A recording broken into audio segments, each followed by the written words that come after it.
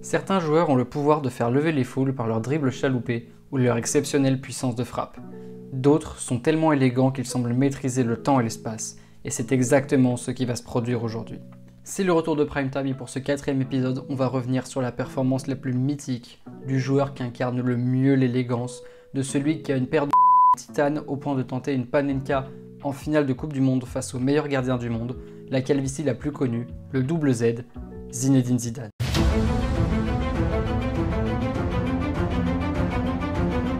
Et en parlant de panenka, vous devez sûrement vous souvenir que c'était en finale de Coupe du Monde contre l'Italie en 2006.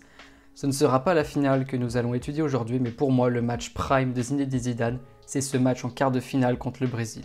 Et cette Coupe du Monde 2006 de l'équipe de France n'était jusqu'ici pas très convaincante. Un match nul 0-0 contre les Suisses pour commencer, un match nul 1 partout contre la Corée du Sud en deuxième match avec un but de Thierry Henry, et enfin une victoire 2-0 face au Togo au troisième match avec des buts de Patrick Vieira et Thierry Henry. Ces mauvais premiers matchs nous mettent en mauvaise posture pour les huitièmes de finale où on affronte l'Espagne, mais évidemment si on est en quart de finale, c'est qu'on a remporté ce match. La presse espagnole voyait déjà son équipe envoyer Zidane à la retraite parce que oui, le maestro français joue ses derniers matchs. David Villa avait ouvert le score sur penalty, mais Franck Ribéry, Patrick Vieira puis Zinedine Zidane, El Magnifico, viendront clôturer le match 3-1 pour les Français. Zinedine Zidane, El Magnifico, au bout, le but, El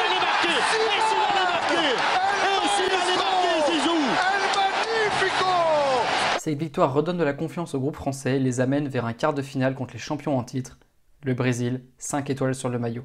Et rien qu'avec les compositions d'équipe, on peut déjà présager que ce match va être un match de très haut niveau. Alors pour l'équipe de France, un 4-2-3-1 avec Fabien Barthez dans les cages, William Gallas et Lilian Thuram en défense centrale, Willy Sagnol à droite, Eric Abidal à gauche, Makelele et Vieira en pointe basse, Malouda à gauche, Ribéry à droite, Zidane en numéro 10 et Thierry Henry en pointe. Et du côté brésilien, une composition en 4-2-3-1 également et tout aussi effrayante, Dida dans les cages, Juan et Lucio en défense centrale, Roberto Carlos défenseur gauche, Cafu défenseur droit, Zé Roberto et Gilberto Silva en pointe basse, Ronaldinho ailier gauche, Kaká ailier droit, Juninho en numéro 10 et Ronaldo R9 en pointe. A noter que ce match, Zinedine Zidane joue blessé. Quelques jours avant le match, il remarque une boule sur sa cuisse, passe des examens et les médecins lui disent « Ne joue pas ce match ».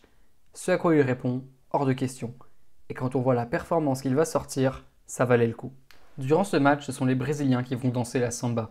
Dès la 30e seconde de jeu, Zinedine Zidane, petit râteau pour se défaire de Zé Roberto et Juninho, puis passement de jambes pour se défaire de Gilberto Silva. Le festival commence. Zé Roberto. Zidane a le pied sur le ballon, il se sort. Oh là là. Super moment avec passement de jambes. Aïe. 28e minute de jeu et c'est désormais Kaká qui en prend pour son grade. Sombrero puis passe en retrait, il n'a pas vu le ballon. Par Lucio. Zidane à la lutte avec Kaká. Oh, quel festival. Quel festival technique. 10 secondes plus tard, le ballon lui revient dans les pieds, il décale Abidal d'un double contact face à Cafu. Tout le monde va en prendre pour son grade. De gagner le match. Oh, et encore ce double contact pour servir Abidal de la part de Zidane. Alors que l'on revoit l'enchaînement, se met le pied droit, et ici, toute la qualité technique, mais doit-on s'en étonner? Ça va mieux quoi. Juste avant la mi-temps, Lucio et Gilberto Silva se retrouvent à terre sur deux petits crochets extérieurs du double Z qui lance Patrick Vieira dans la profondeur. Patrick Vieira qui se fera découper par Juan qui prendra un carton jaune. Zidane, la conduite de balle, les dribbles, et la petite passe qui va bien pour un Patrick Vieira qui est venu à hauteur. On arrive à la mi-temps à 0-0 et cette équipe de France en qui personne n'avait confiance au début du tournoi va peut-être créer l'exploit.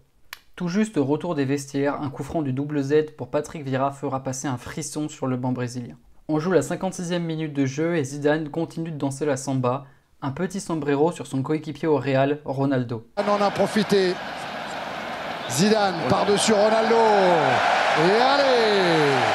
Oui, c'est Cafu qui est sorti. Alors qu'on le revoit, ce coup du sombrero, magnifique. On joue la 57e minute et la masterclass de Zidane va enfin être récompensée. Coup franc excentré côté gauche, un long centre millimétré sur le pied de Thierry Henry, but.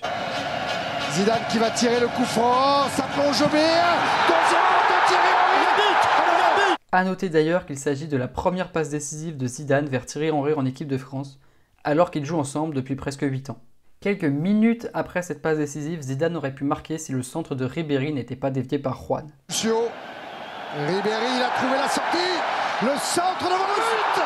Il a failli se la mettre. Suite à cette occasion, le match va s'équilibrer et seul un coup franc de Ronaldinho à la 89e minute viendra faire passer un frisson dans les rangs français, sans conséquence. L'équipe de France s'impose 1-0 face au Grand Brésil et retrouvera le Portugal en demi-finale de Coupe du Monde. Un match que Zidane marquera également de son empreinte, conclu sur le score de 1-0 sur un but du Maestro sur un penalty extrêmement bien tiré face à Ricardo.